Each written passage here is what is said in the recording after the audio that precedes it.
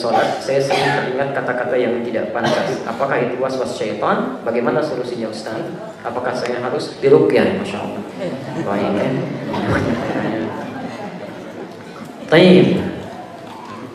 Pertama, kenapa itu bisa terjadi? Ada dua hal. Pertama, faktor setan. Tadi saya sampaikan ada setan khusus menggoda orang sholat, namanya khanzam. Di Abu Dawud nomor hadis 666. Ya. Nabi sampaikan, jika seseorang sudah akan mulai sholat, hati-hati ya, sudah akan mulai sholat. Hadisnya nanti berbicara dari sejak dia berdiri, aqimus sufuf, ya kan? Kemudian wahadhu bainal manakib wal aqdam. Setelah itu, apa yang terjadi? Ini yang paling menarik. Awas, hati-hati. Jika Anda sudah mau menunaikan sholat, bersiap-siap, mulai bertakbir, kata Nabi, wa qala syaitanu udhkur kadza wa udhkur kadza. Setan mulai berkata kepada Anda, ingat ini ya, ingat itu ya. Kalau nggak percaya silakan tahu ya. Sebelum sholat, situasi normal lagi.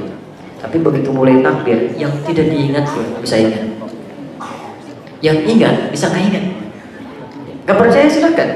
Memang lisannya mengucapkan Allahu Akbar. Sebelum sholat biasa, tapi begitu tangan sudah mulai dilipat, seketika muncul.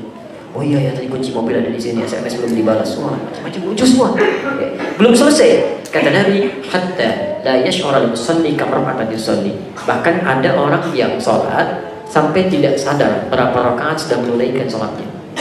Sampai tidak sadar berapa rakaat dia tidak sedang menunaikan sholatnya. Apa faktornya? Setan. Tapi setan ini, mohon maaf, mustahil dia bisa menggoda kalau dia tidak diberikan ruang.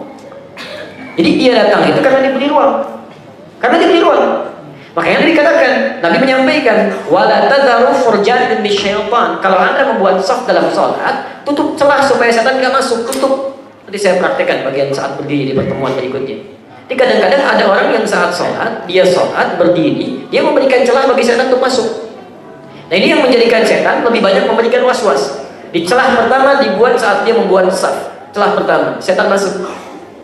Celah yang kedua, mohon maaf, setan itu lebih mudah datang kepada orang yang berbuat maksiat atau mengkonsumsi sesuatu yang haram, pakaian haram, makanan haram, minuman haram dan sebagainya. Setan mudah masuknya itu. Karena itu ketika dia akan mulai berubah menjadi baik, kalau tobatnya belum sempurna, itu sering diberikan was-was. Kamu nggak akan selesai dengan begini, dosa kamu masih banyak, dimasuki. Hadir. Apa yang harus dilakukan? Solusinya bagaimana? Maka yang pertama, ya, hadirkan kedekatan dengan Allah Subhanahu wa taala melalui taubat yang benar dulu. Itu satu. Quran surah keempat ayat 17. Innamat taubatu 'ala Allahi lil ladzina ya'maluna su'a bi jahalatin tsumma yatubuna min qarib. Orang-orang yang merasa pernah berbuat salah kemudian dia ingin taubat, maka segerakan ingat-ingat apa kesalahannya. Kalau lisan, ingat kesalahan lisannya, mintakan pada Allah untuk menjadikan kebaikan di lisannya. Kalau terkait dengan orang lain, apalagi orang tua, minta maaf, berikan kebaikan, sampaikan. Kalau semua itu sudah bisa dikerjakan, maka celah-celah bagi setan untuk datang itu sudah langsung ditutup.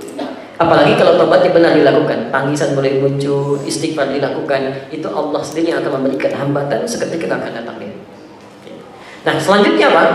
Kalau setan masih datang dengan was-was, walaupun ringan, maka prinsip dalam kaidah fikihnya disebutkan dari intisari ajaran Nabi, al-yaqinu la yuzadu bisyaqqi.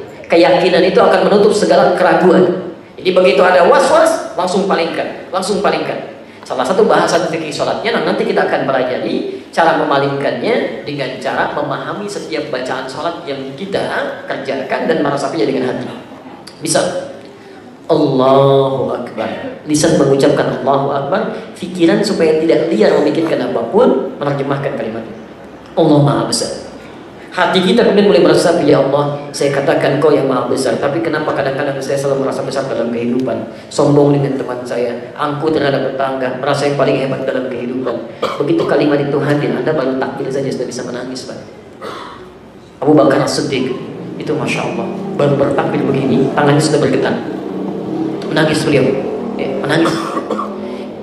Ketika Nabi meminta Abu Bakar, ya, kamu bindas, kamu jadi imam. Kata Nabi dalam keadaan tidak kuat untuk mengimami, sakit beliau.